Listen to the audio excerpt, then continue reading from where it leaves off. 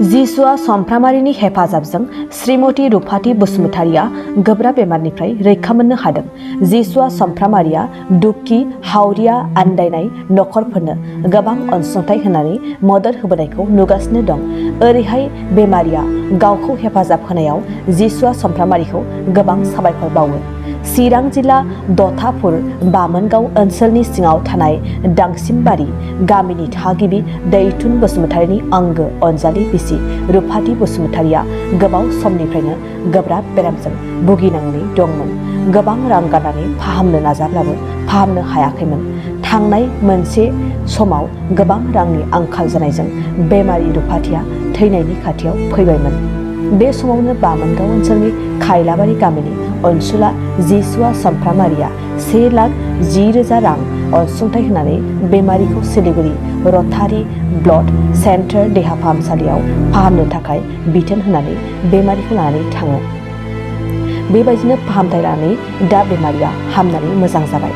बेनिखायनो रां अनसुंथाइ होगिरि अनसुला जिसुआ समफ्रामारिखौ गोबां साबायखर बावदों आरो अनसुंथाइ होनायनि थाखाय अननायजों बेमारि नखरा दाउ मासे होनानै मान बावदों।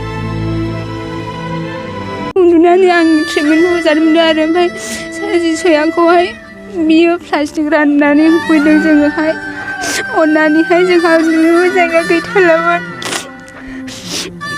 बेसेबांसो रां अनसुंथाइ होदों? जोङो गैयालाबो फैसा नुलांनानै आङो 4,000 होलांग्रोदों बियो। ओमफ्राय बेनि उनावहाय जोंना बोराया खोन्थाहरबाय गावबा खोन्थाहरनो थिननायखाय ओमफ्राय 5,000 हरबावबाय इयो खोन्थानायजों लोगो लोगो। ओमफ्राय आरो जाथारला बिनिफ्रायबो लाबोफिनबाय न'आव हाला थैनायसैमोन आं। ओमफ्राय दानि सिलिगुरियाव लांबाय। ओमफ्राय जोंहाथ' रांनि अभाबना गैया न'खराव। ओमफ्राय बियो फन हरफिनबाय। फन हरनानै खोन्थानाय लोगो लोगो जोंनि सारा अननानै जोङो फैसा हरबाय 50,000 बेजों लांग्रोदों। बेजों जायालाबो न'खौ आङो खबर हरफिननानैहाय ओमफ्राय जाथाराखिसै फैसाबो गैला 50,000आबो जोबजोब्बाय। ओमफ्राय बियो आरोबाव 50,000 हरबावबाय। दा 1.5 लाख 1 लाख हरनाय जाबाय आरो 1 लाखनि बारा थांबाय। 1,09,000 जाबाय। बेमारखौ मिथिनाय मोनाखै आरो बेसेबांसो नोंथाङा रां अनसुंथाइ होनानै बिथांनि बेमारखौ फाहामनो हादों?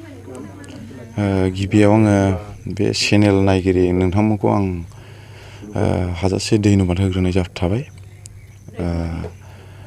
नैथियाव जि दिनै बे प्रग्रामाव आङो मिडियानि गेजेरजों बेखौनो आं फोरमायनो नागिरदों जे सोरबा बायदि मानसिया मिथिया जानो हागौ बा मिथियाखै जानो हागौ बा मिडियानि गेजेरजों मिथिगोन आरो आंखौ माखासे लोगो लानाय बेफोरनि थाखाय आं बे खामानिखौ मावनाय जादों।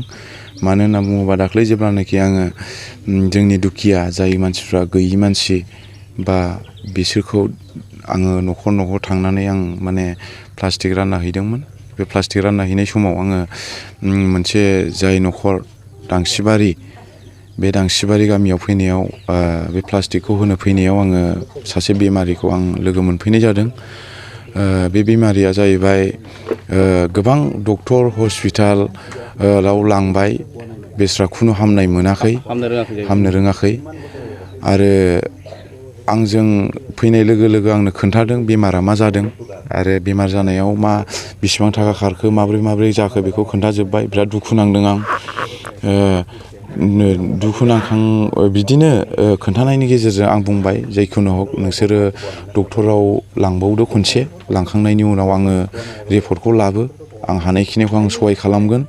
आरो जेब्लानाखि रिपर्टखौ लाबोयो बे समाव माने मानसिया थैनाय बायदि बिदिनो आइखां बायखां जाबायमोन, अबस्था गैयै ओरैबायदि माने दान्दिसेबो दलद जायगायाव थाथेरनो हायि बायदि।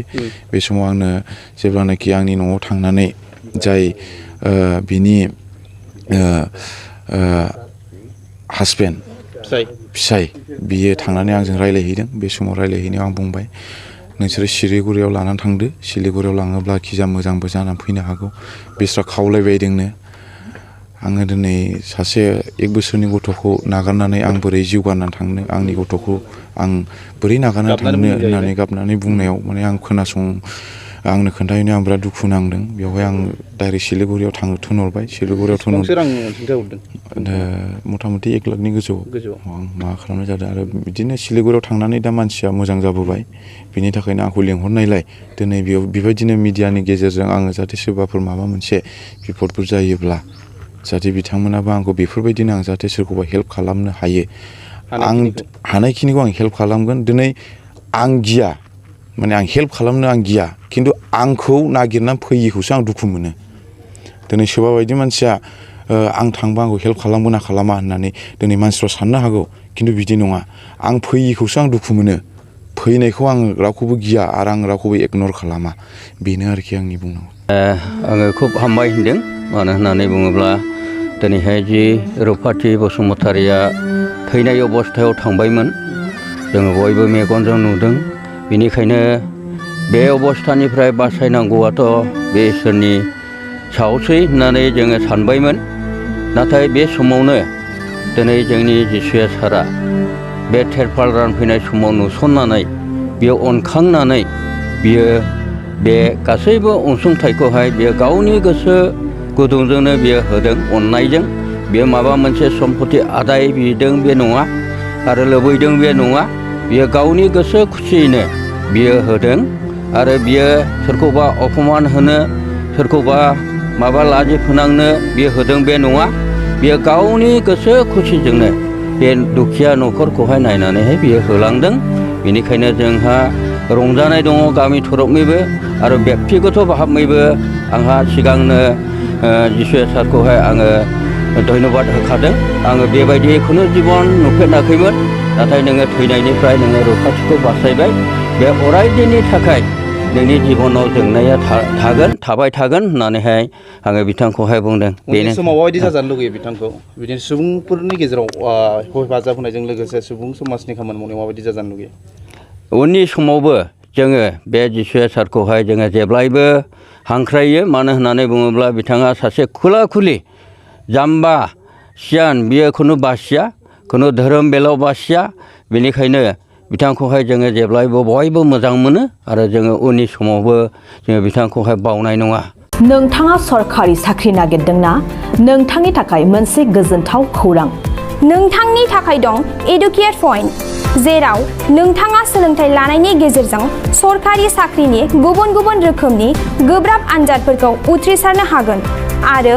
गावनि आथिङाव गसंथानो हागोन बे एडुकेट पइन्टआव नोंथांमोना SSC bank PO bank clerk bank SO UPSC एफएससि defence railway state insurance AAO ADO एसिस्टेन्टजों लोगोसे स्टेट लेभेल जब आरो माखासे सरखारि साख्रिनि आनजादाव गोनांथि जानाय आयदाफोराव सोलोंथाइ लानो हागोन मख'नो गोनांदि बे सोलोंसालियाव साख्रिनिल' नङा बेयाव MBA आरो सैनिक स्कुल बायदियाव एडमिशननि थाखाय एन्ट्रेन्स होनो थाखायबो सोलोंथाइ लानो हागोन बे सोलोंसालियाव गाहाम थाखो खथानि सुबिदा दं आरो सम मथे नोंथांनि सोलोंथाइखौ बे सोलोंसालियाव होनाय जागोन बेखौबो मिथिनांगोन दि बे एडुकेट पइन्टआव सोलोंथाइ लानानै बावैसो 2021-22 इं मायथाइनि एसएससि जिडिनि आनजादाव गासै 11 सा सोलोंसाफोरा उथ्रिसारनो हादों बारा नङा गासै 15,000 रांजोंनो नोंथाङा बे सोलोंसालियाव